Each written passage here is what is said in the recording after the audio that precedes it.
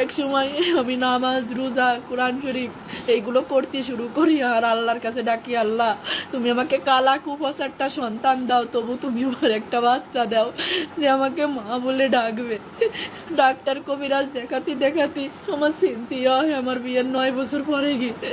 সিনথিয়ার যখন 4 বছর বয়স, আমার আবারও ভাবু হয় না, আমি আবার চেষ্টা করি। তখন আমার রাইসামণি আমার পেটে আসে।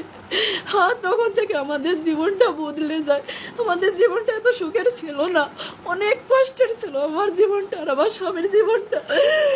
একে তো সন্তান হারা, আমাদের টাকা পয়সার সমস্যা, সব কিছুর সমস্যা ছিল।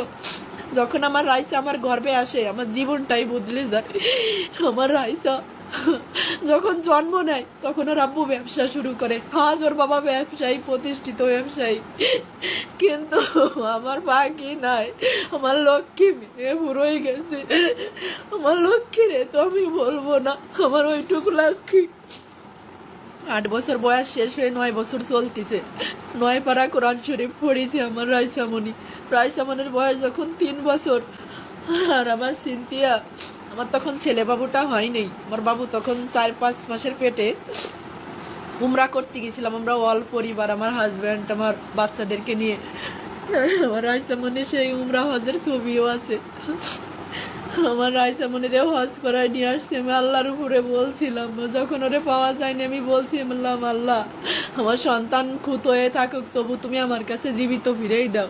আমি আবার আমার পাখিরে সম্পদ বেশি হলেও উমরা করাতে নিয়ে যাব, আবারও আমার পাখিকে আমি হজ করাতে নিয়ে যাব। কিন্তু আমার পাখি আর ফিরে আসেনি।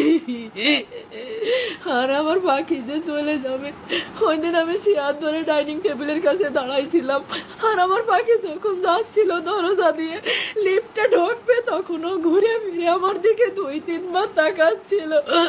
আমার ওই তাকানো এখনো চোখে ভাসতেছে। আমার পাখি মরে গেছে।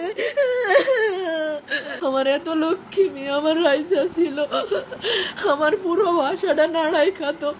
আমার সিনথিয়া আর আমার রাফসান এত দুষ্টুমি করে না, আর এত চঞ্চল না। আমার রাইসা অনেক চঞ্চল মেয়ে ছিল। আর আমার দুলালি আজকে আমার কাছে ফিরে আসছিল আসবে।